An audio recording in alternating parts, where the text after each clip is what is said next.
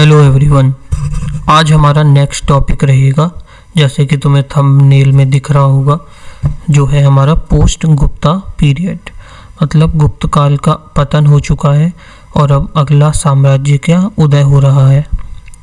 गुप्त काल के पतन के बाद जो है ये जो साम्राज्य आज हम पढ़ेंगे, ये अंतिम हिंदू साम्राज्य जो है माना जाता है। कौन सा? अंतिम हिंदू साम्राज्य है ये। आज की क्लास उसी के ऊपर रहेगी पूरी। चलो आज की क्लास को शुरू करते हैं। पहली स्लाइड से सबसे पहले ले लेते हैं फर्स्ट स्लाइड। शुरू करते हैं पोस्ट गुप्ता। शुरू करते हैं हम अपना post Gupta period. Post Gupta period शुरू करते हैं तो सबसे पहले इसमें आ जाती है हमारी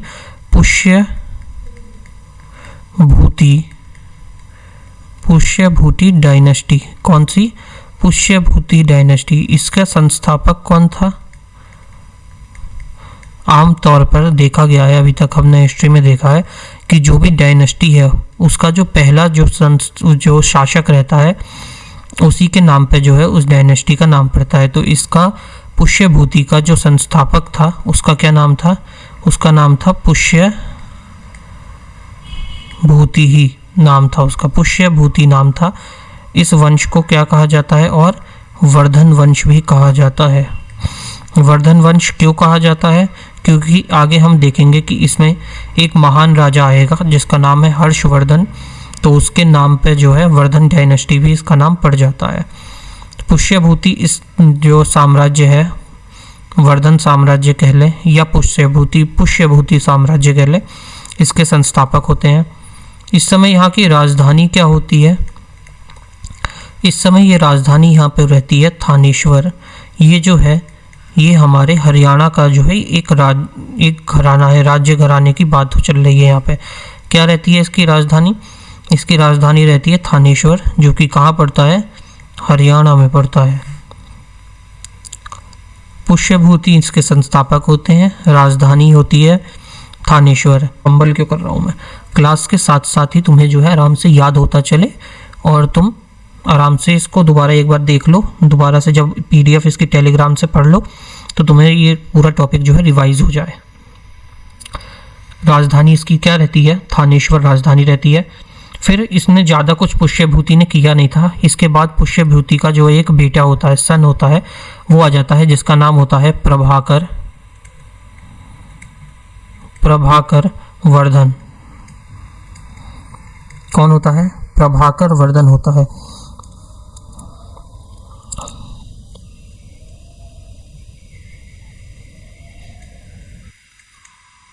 क्या नाम है इसका? प्रभाकर वर्धन। इसके पिता का नाम क्या है? पिता का नाम था पुष्यभूति। प्रभाकर वर्धन की देखते हैं पत्नी, वाइफ होती हैं, जिनका नाम होता है यशोमती। देखो, पहले ज़्यादातर भगवान कृष्ण से रिलेटेड ही वाइफ के नाम थे। कहीं यशोधरा हैं, कहीं यशोमती हैं, कहीं कुछ। इन्होंने जो है उपाधि ली थी। किसकी उपाधि ली थी इन्होंने? इन्होंने उपाधि ली थी परम भट्टारक, और दूसरी कौन सी उपाधि थी? महाराज धीराज। क्या ली थी? महाराज धीराज की उपाधि। एक उपाधि ली थी परम भट्टारक और दूसरी थी महाराज धीराज। प्रभाकर वर्धन के 3 बच्चे होते हैं, जिसमें 2 पुत्र और 1 इनकी पुत्री होती है। तो हम देख रहे थे प्रभाकर वर्धन के 3 बच्चे होते हैं, जिसमें 2 जो है पुत्र होते हैं और 1 जो है इसमें पुत्री होती है। अब यहाँ पे देख लेते हैं। सबसे पहले जो बड़ा बेटा होता है इनका, उसका नाम होता है राजवर्धन। दूसरे होते हैं हर्षवर्धन, और तीसरी इनकी जो पुत्री होती है उनका नाम होता है राजश्री। क्या नाम था इनका? राजश्री। राजश्री जो होती हैं इनका विवाह होता है कन्नौज के राजा कन्नौज के राजा जिनका नाम था ग्रहवर्मन से। किससे इनका विवाह होता है? ग्रहवर्मन से। कन्नौज के राजा ग्रहवर्मन से इनका विवाह होता है। और ग्रहवर्मन का जो है मालवा के साथ युद्ध रहता है, मतलब कि शत्रुता रहती है। तो मालवा के एक राजा होता है, मालवा का एक शासक होता है, मालवा का शासक होता है जिसका नाम होता है देवगुप्त। मालवा के शासक कौन है? देवगुप्त है। ये जो है राजश्री के हस्बैंड, मतलब कि राजश्री के पति ग्रहवर्मन का वध कर देता है। ये ग्रहवर्मन को मार देता है।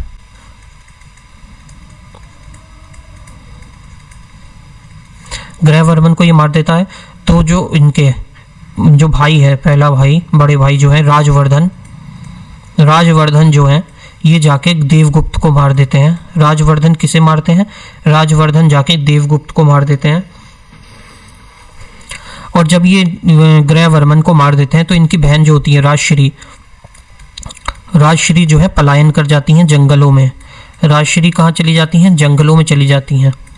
जब राजवर्धन जो है मार देते हैं इसको, देवगुप्त को, जब राजवर्धन देवगुप्त को मार देते हैं तो उसके बाद राजवर्धन को जो है देवगुप्त का एक मित्र होता है। देवगुप्त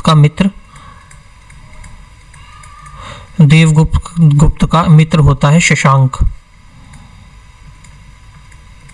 ये शशांक जो है ये राजवर्धन को मार देता है। शशांक किसे मार देता है? शशांक ने मारा था राजवर्धन को। शशांक ने मारा किसे था? शशांक ने मारा है राजवर्धन को, जो कि ये बंगाल के गौड़ शासक का था। ये कहाँ का था? गौड़ शासक था बंगाल का। कहाँ का था ये? बंगाल का गौड़ शासक था। अब इसके बाद देखो पूरी फिल्म की स्टोरी जैसा चल रहा है, सीक्वेंस। शशांक मार देता है राजवर्धन को। अब शशांक को कौन मारता है? तो इस समय अब एंट्री होती है हमारे हर्षवर्धन की।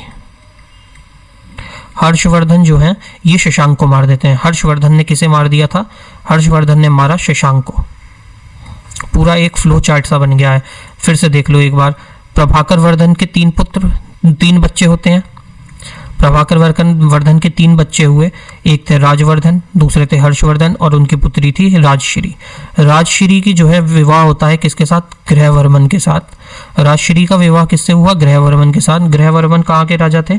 ग्रहवर्मन कन्नौज के राजा थे। ग्रहवर्मन को कौन मारता है? ग्रहवर्मन को देवगुप्त मार देता है। देवगुप्त मार देता है और राजश्री तो जंगलों में चली जाती हैं। राजश्री जंगल में चले गए। ये जो देवगुप्त था इसने ग्रहवर्मन को मार दिया। अब ग्रहवर्मन मरने के बाद देवगुप्त को मार देते हैं ये राजवर्धन जो है ग्रहगुप्त को मार देते हैं। उसके बाद राजवर्धन को ये देवगुप्त के मरने के बाद देवगुप्त का बदला लेने कौन आता है? बंगाल का शासक आता है शशांक आता है, जो कि राजवर्धन को मार देता है। अब राजवर्धन के मरने के बाद राजवर्धन का बदला लेने और अपनी बहन का बदला लेने कौन आते हैं? हमारे मेन हीरो मूवी के हर्षवर्धन। ये मार देते हैं शशांक को। तो अब इस समय सोल एंड होल कौन रहता है? शशांक ये रहते हैं, हर्षवर्धन रहते हैं। अब इस समय हर्षवर्धन तो आ गए हैं, लेकिन इनके सामने हर्षवर्धन के सामने 2 बहुत बड़ी चुनौतियां हैं। एक अपनी बहन को ढूंढना, 2 चुनौतियां होती हैं इनके।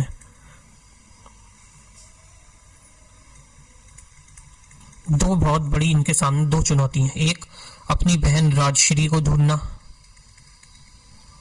राजश्री को फाइंड करना, एक इनके लिए है। और दूसरा इनको अपना साम्राज्य भी चलाना है, जो कि अब इनके भरोसे बचा है, कोई बचा नहीं है। इनके भाई की मृत्यु हो चुकी है, पिता है नहीं। साम्राज्य संभालना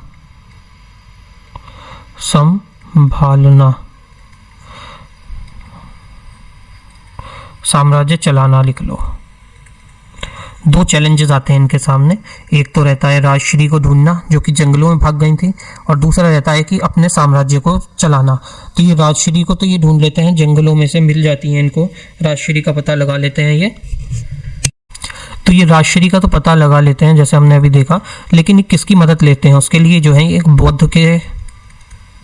बौद्ध धर्म के एक भिक्षुक होते हैं, बौद्ध भिक्षुक होते हैं, जिनका नाम होता है दिवाकर।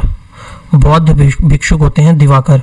ये जो है मदद करते हैं हर्षवर्धन की, इनकी बहन राजश्री को ढूंढने के लिए। दिवाकर जो होते हैं वह मदद करते हैं राजश्री को ढूंढने में। का पता लगाने में या ढूंढने में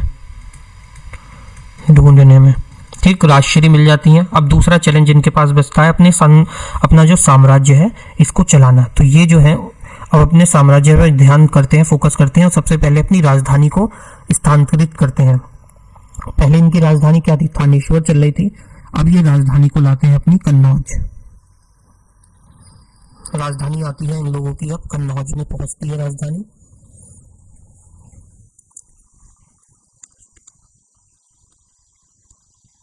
और इन्होंने कभी भी हर्षवर्धन ने इन्होंने जो है कभी भी अपने आप को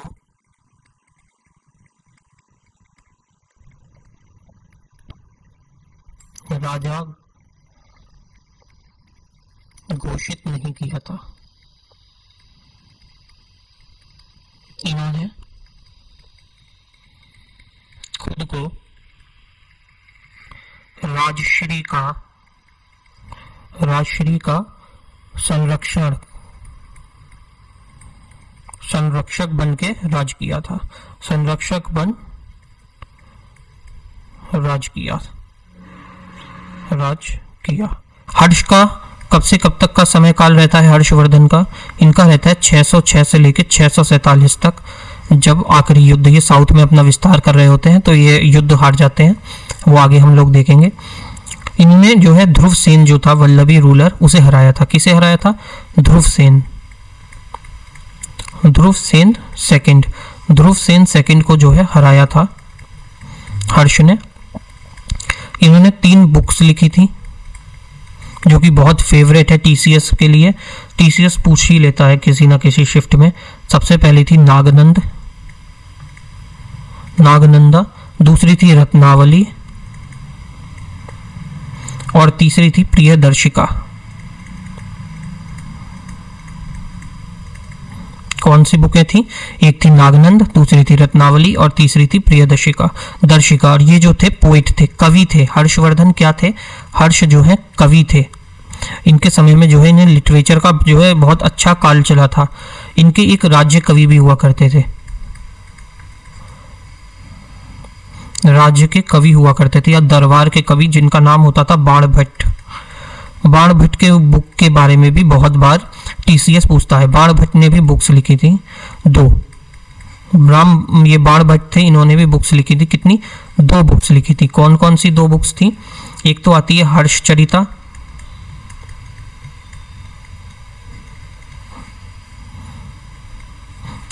एक होती है हर्षचरिता और दूसरी हो जाती है कादंबरी। दूसरी बुक का क्या नाम होता है? कादंबरी।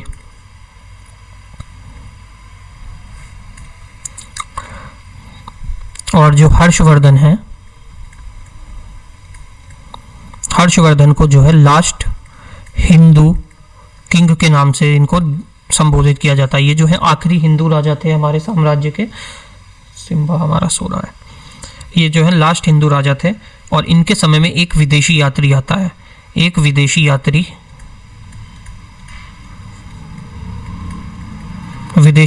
आता है जिसका नाम होता है हुएनसांग। हुएनसांग जो है भारत आता है चीन से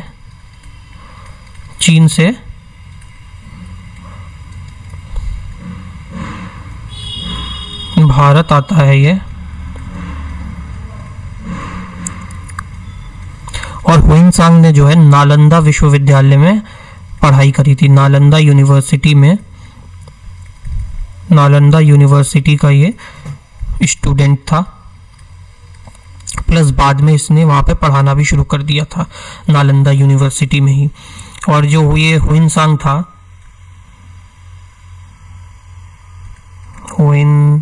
एक मिनट,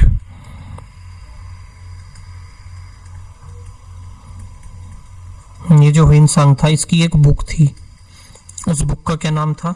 इसकी बुक का नाम था CU की। क्या नाम था इसकी बुक का? बुक का नाम था CU की। ये या है या। इसी समय पर जो है बुद्ध की काउंसिल होती है। बुद्ध जो है 5th काउंसिल होती है। बुद्ध की कौन सी? 5वीं काउंसिल होती है। काउंसिल को हिंदी में क्या कहेंगे? 5वां सम्मेलन होता है बुद्ध साम्राज्य में, बुद्ध का 5वां सम्मेलन होता है बुद्ध काउंसिल का। कहाँ पे? कन्नौज में। कन्नौज में जो है बुद्ध का 5वां वो होता है काउंसिल। हर्षवर्धन के बारे में ही कहा जाता है कि हर्ष ने ही जो है अभी जो चल रहा है ना कुंभ मेला, कुंभ मेले की शुरुआत करी थी।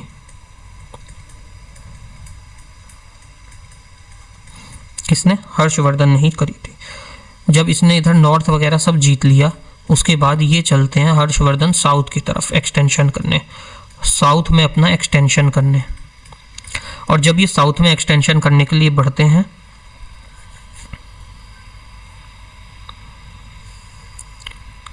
तो नर्मदा नदी के ऊपर, नर्मदा नदी के किनारे इनका सामना होता है किससे? चालुक्य वंश से। किससे होता है इन लोगों का सामना? होता है चालुक्य डायनेस्टी से। और चालुक्य डायनेस्टी का उस समय का रूलर कौन था? पुलकेशिन सेकंड। पुलकेशिन सेकंड से इनका जो है युद्ध होता है, और इसमें जो है इस युद्ध का जो रिजल्ट आता है, इस युद्ध में हर्षवर्धन हार जाते हैं।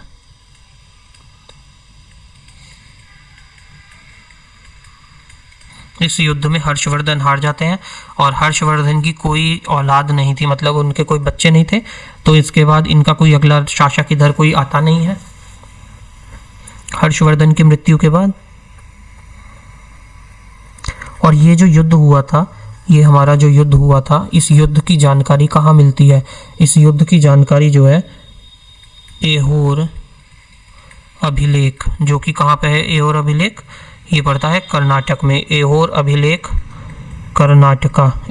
कन्नड़ा, हिंदी नहीं बोलेगा लेकिन हम तो हिंदी में ही करेगा। कन्नड़ा। ऐहोर के अभिलेख में, कर्नाटक के, वहाँ इसका ऐहोर अभिलेख जो कर्नाटक में है, वहाँ इस युद्ध का जो है वर्णन दे रखा है, इस युद्ध के बारे में लिखा हुआ है।